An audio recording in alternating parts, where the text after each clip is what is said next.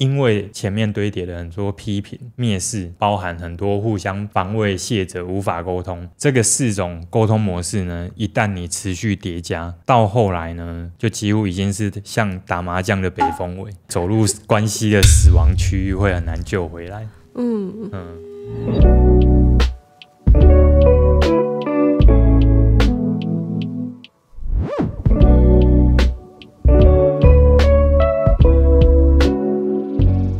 你敢相信吗？美国有一个心理学的团队，他们在研究了4万对夫妻的相处模式之后呢，他们现在竟然可以观察一对夫妻在吵架的前几分钟，他们的沟通模式就可以去预测在6年之后他们会不会分开，而且这个命中率竟然高达90%以上。他们究竟是以着什么作为判断依据？而命中率为什么又如此之高？为什么有一些夫妻啊，他们总是可以在吵架之后仍然呢找到一个很好的对话方式，让关系不会吵散，甚至变得更好？但是呢，有一些夫妻吵到后来就已经走到无法挽回的地步了。这集就是要来解开刚刚聊的这些问题哦。欢迎来到人生解构方程式，我是你的好朋友 Jaco。Hello， 大家好，我是湘云。Jaco， 你刚刚说的这个心理学家团队啊，他透过夫妻争吵的模式，他就可以预测到他们之后会不会离婚哦。对，他们是用什么来判断？怎么会准确率可以这么高？好，我先讲一下他们的这一个背景好了。因为其实这一个团队呢，它是由一个美国的心理学家叫约翰高特曼，请原谅我没办法用英文来讲他的名字，因为我的英文实在太烂了，然后这样讲起来对他是一种侮辱。好，这个心理学家他们在于两性沟通花了非常大的心力去研究，他也出了好几本书，其中一本就是《关系免疫力》，也是我近期有收到一本书。之所以会想要拍这集的内容呢，也是受到书里面的启发哦。而他会拿来判断的其中一个依据呢，就是这一集主要要聊的内容，就是夫妻沟通之间有4种比较常见的负面沟通模式，而这4种模式呢，它还会有联动或因果关系。因此啊，我们这一集的上半部我们会来聊的是这4种模式究竟在日常生活它是怎样的一种呈现方式，有哪些我们需要特别小心的心理因素。而影片的下半部呢，我们就来聊聊，那如果以着这4个模式带给我们的启发，我们可以怎样去优化我们的沟通方式，甚至是我们的吵架方式。那当我们能够有方法的去把这个关系扣分的少做，然后加分的多做，那这样这一集整个听完的价值其实是要让我们可以去知道说怎么去守护好我们自己的关系。好，回到刚刚你问的问题，就是那为什么准确率那么高？我们可以来听听看这4个模式是不是真的对我们会带来非常非常大的影响。第一个就是所谓的批评哦，这很常见啊。对啊，就是怎么会那么烂早知道不要嫁给他这个没有，早知道不要娶他对，为什么这点小事都干不好？我不是教过你了吗？所以就是诸如此类的话都很像是要沟通，但是实际上都是批评。有些人他批评他的另外一半呢，他心里不觉得那个叫批评，原因是因为在他的小时候的生长经验，他的爸妈就是这样互相沟通，跟他的爸妈也是这样对待他。对，所以有一些人他其实是因为我小时候就是这样长大的，所以我觉得这样讲话很正常。而且会有一种就是这是我跟我最亲密的家人的互动方式，那你现在是我的家人了，所以我用这样子的沟通方式跟你互动的话，代表你是自己人那种感觉。你讲的这个我觉得很让我立刻想到某一个朋友对，那这个有点像是对他们来说你是我自己人，所以我才会把我所有第一手的想法跟你讲。对对不对？就是这种。其实我这样想起来好像我以前也是这样以前的我就20几岁，你看那都不知道几百年前了几百年前，我大概20几岁的时候，我都印象我心里会有一种感觉，我能够把我真实的想法跟眼前的这一个人讲，就代表我真的把他当自己人。到后来才发现说，我们真的也不能变成是把真实的想法丢出来，而丢出来的方式有攻击性，对方会受到伤害，而我竟然不愿意去看那些造成的伤害，我们只会去看说，我是对你够好才这样，对不对？我觉得这个是第一个我们要思考到的点。可是批评的第二个啊，有些时候是因为今天呢，他已经一而再再而三在忍耐这件事，所以一开始他可能都好好讲，一开始可能都好好教，可是大概2-3次之后，他可能就不小心蹦出了批评的话，所以以负面的沟通模式来讲，尤其是夫妻之间，批评这一个点，他可能是会不小心出现的。那第二个就是所谓的轻蔑，简单来说呢，就是会在相处或字里行间隐约透露出瞧不起的感觉。比方说，我们的另外一半来找我们问一件事情，而他在问我们，我们在教他的时候，他就是学的比较慢，然后我们就会这样，他是那这个感觉就有点轻蔑的感觉，好像是我能力比较强，好像是你学习能力差，这种轻蔑也算是在夫妻沟通里面蛮常见的。应该刚开始交往的时候，大家都是想要好好在一起的啊，那可是为什么会相处久了就很容易出现这种很想翻白眼的感觉？我其实有去思考一下，它大概比较常见的可能性有3个。第一个呢，就是权力失衡，比方说其中一方是赚钱养家的那一个，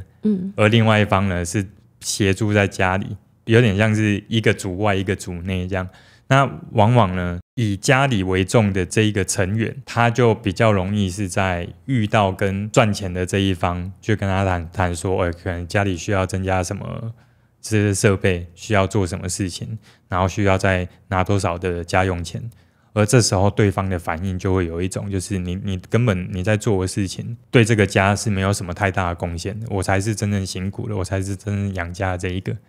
那这样呢，他就会出现一种蔑视的感觉。而这个同时也是最让人不舒服的点。因为最大的原因是因为今天不管是哪一个人是负责带小孩，说真的，带小孩是很辛苦的，而且他的那个精神紧绷是跟一般工作又不太一样。对，我得说工作很辛苦，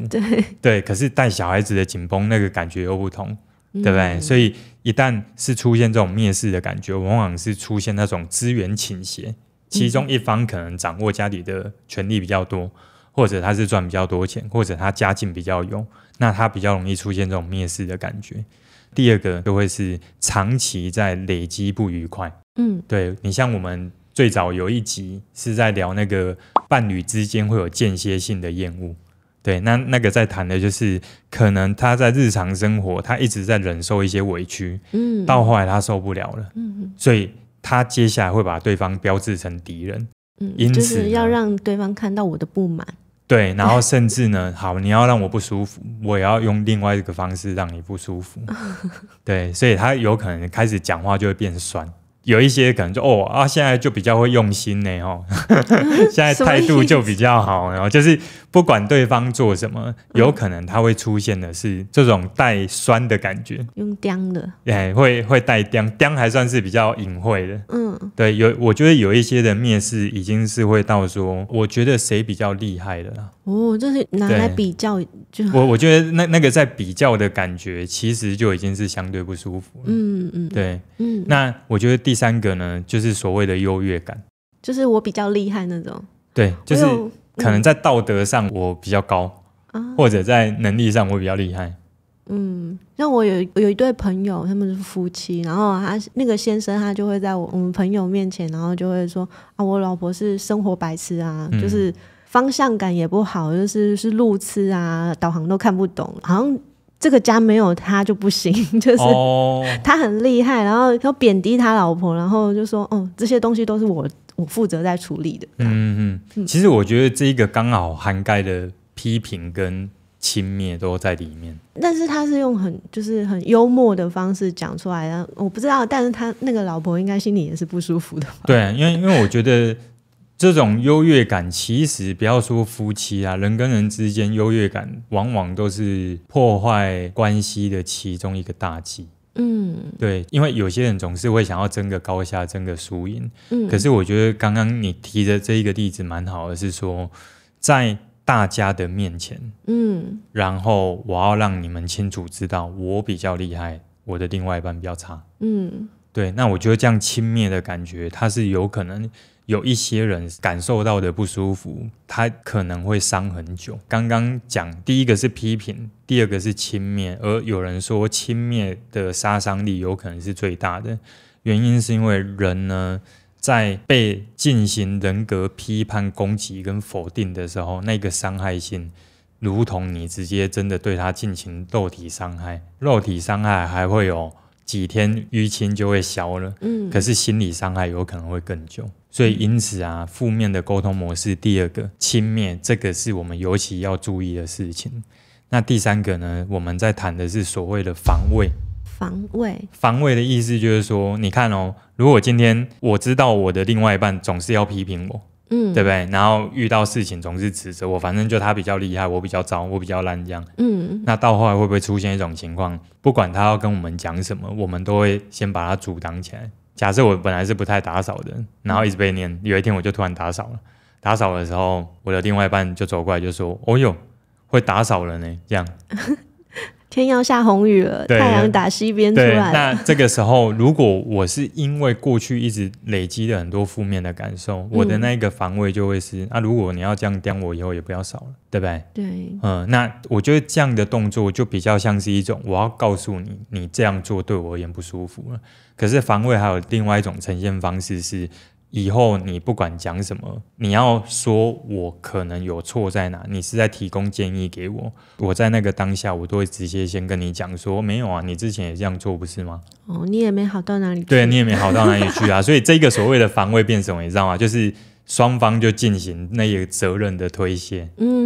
只要这一个人东西曾经掉在地上过，那我打破窗户是没关系的那种感觉。对不对？那一旦进入这种防卫姿态呢，他就很难去讨论到事件的本体。可是呢，他会不断的把双方推远，即便我们今天是以着一个善意想要去谈家里的事情，但是可能对方又觉得你要指责他了，你要看不起他了，因此他就防卫在前面。到后来你觉得这样有办法好好沟通吗？不行。所以你有没有发现，批评到轻蔑，一直到我们刚刚讲的防卫，它很像是一套剧本，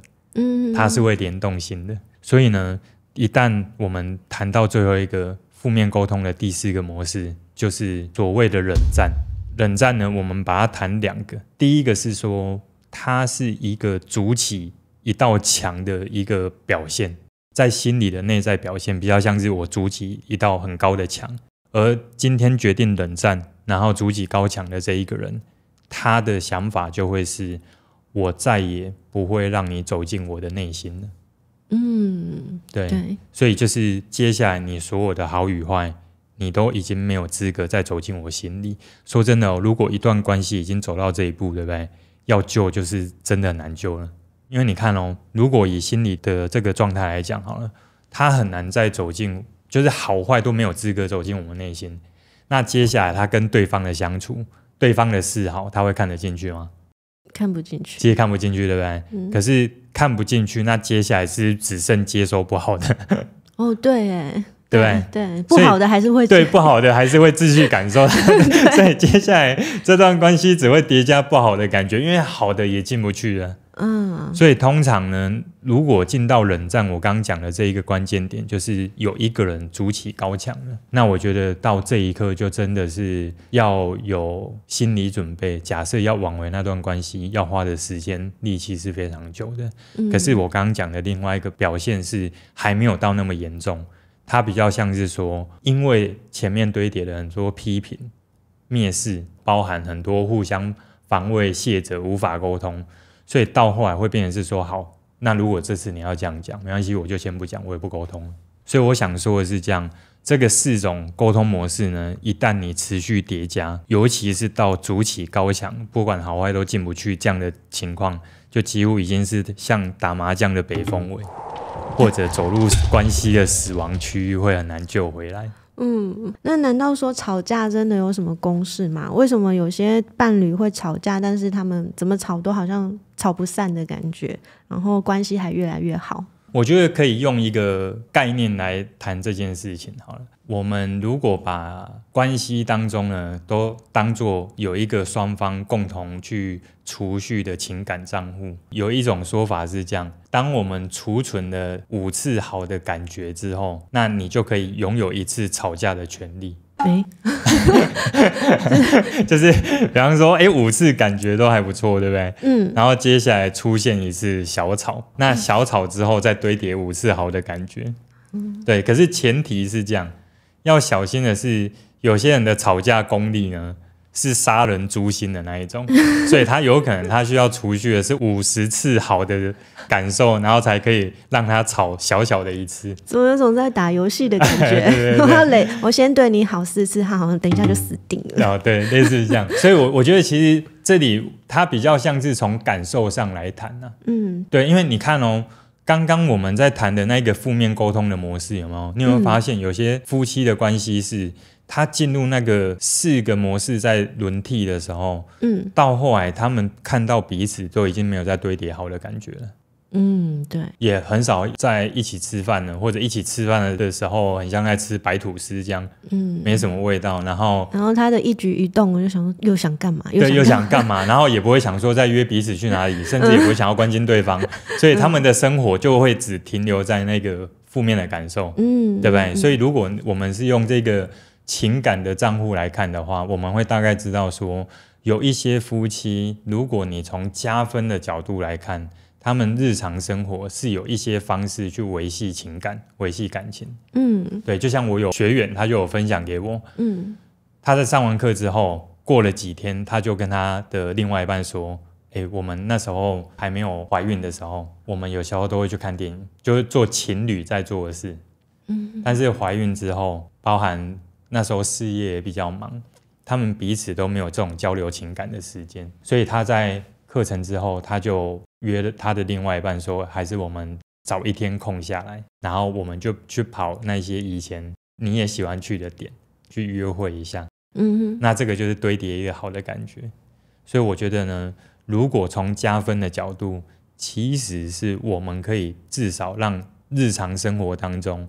1个月以内可以安排的时间，至少安排几个时段是大家可以去交流、堆叠情感、好的感受的，这个是第一个。但是呢，第二个，我觉得这一些夫妻关系，他们之所以不容易吵散，他们会做的第二个加分项，就是会对于彼此的情绪会愿意去看见。这很重要。对，因为我觉得在人跟人之间的连结，对不对？他会有经验的连结，会有喜好的连结，对不对？然后他也会有情感的连结，情感的连结里面包含了情绪。其实呢，关系越紧密的情绪的连结，通常需求性越高，所以他们是比较容易出现那一种双方在交流每一天的这种情绪变化的时候，彼此是愿意去听，而且不会去斥责批评。他不会去看低他另外一半说啊，你都什么时候，你都几岁了，你还会低落，你还会低潮，现在都什么时间点了，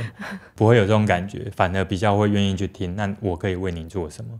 所以一旦呢，他们在日常生活的相处能够从情绪这一个切角去产生连结甚至支持，那他们在吵架的时候相对的也比较不容易在争吵的过程出现那种无法挽回的裂痕，因为他们平常对彼此的情绪就已经理解还算深了，所以他们也会更知道说什么时候跟对方讲会是比较好的。所以我觉得以着情感账户的角度，这是我比较想要谈的一个概念，也是一个加分的做法。但是呢，还有一个是这样，我以前看那个威龙闯天关的时候，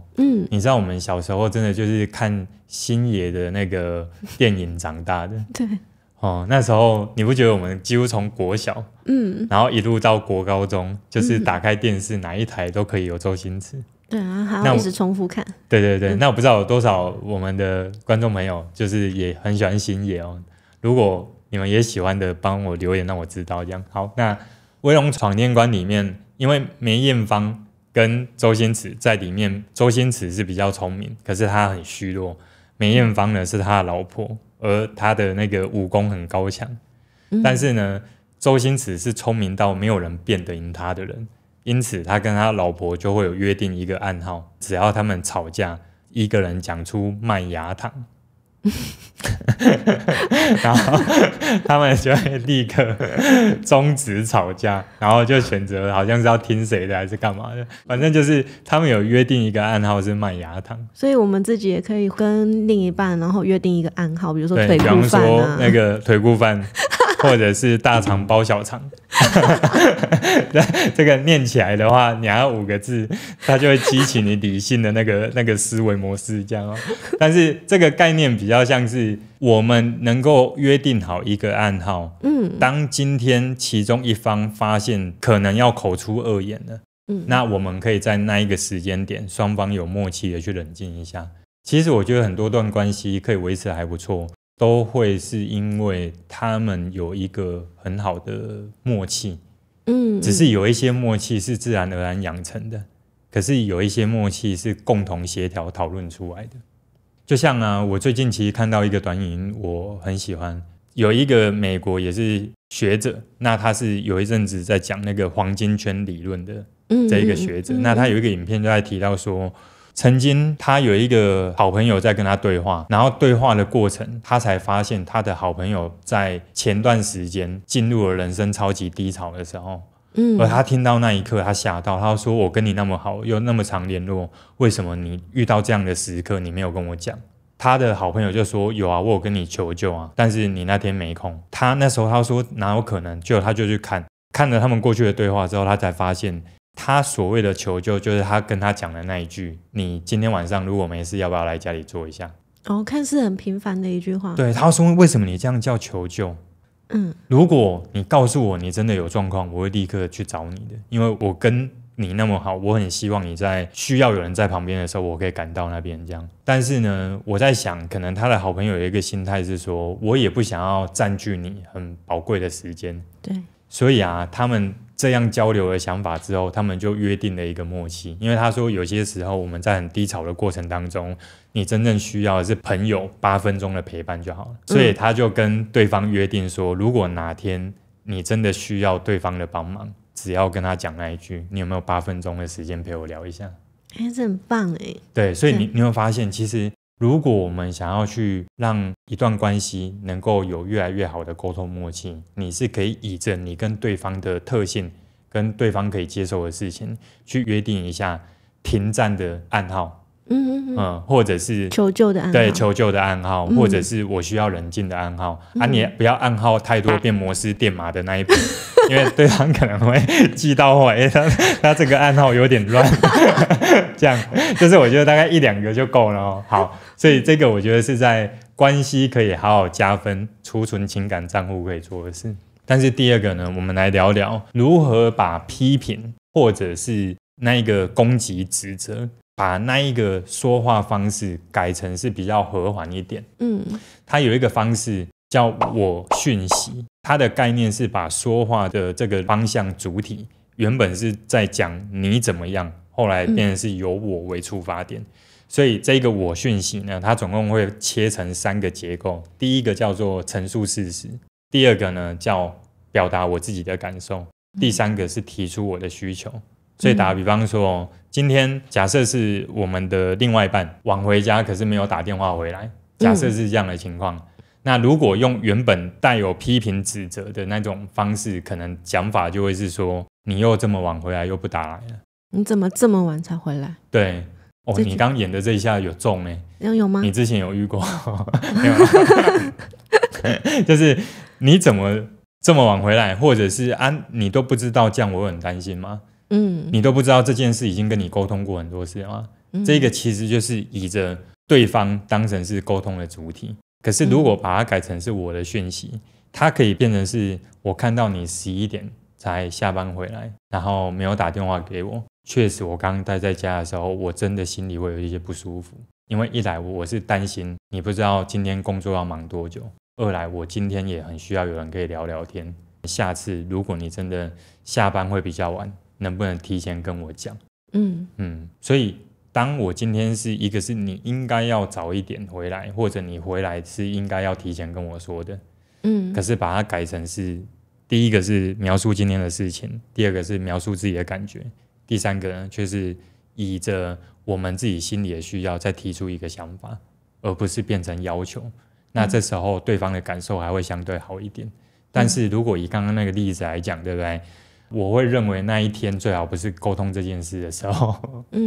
那我这边有一个问题，就是如果我表达我的感受，比如说我感觉到很孤单很难过，就是我的心情比较负面，那这样会不会对方会觉得我在指责他，就是你感受不好是我害你的？我觉得他如果说是过去有堆叠很多被批评的经验，确实在提这个想法的时候，对方会有被指责的感觉，因为他会投射到之前你总是批评我，总是认为我做得不好。可是如果我们把它换另外一个情境来讲，假设之前的相处都不错，彼此本来也都会交流情感，那这个时候如果我们再来讲这件事，好像就还好。就是平常就有习惯讲出自己的感受，就不会觉得你突然讲这个感受好像是突然丢一个指责给我。曾经有人问过我说这样不就叫情绪勒索吗？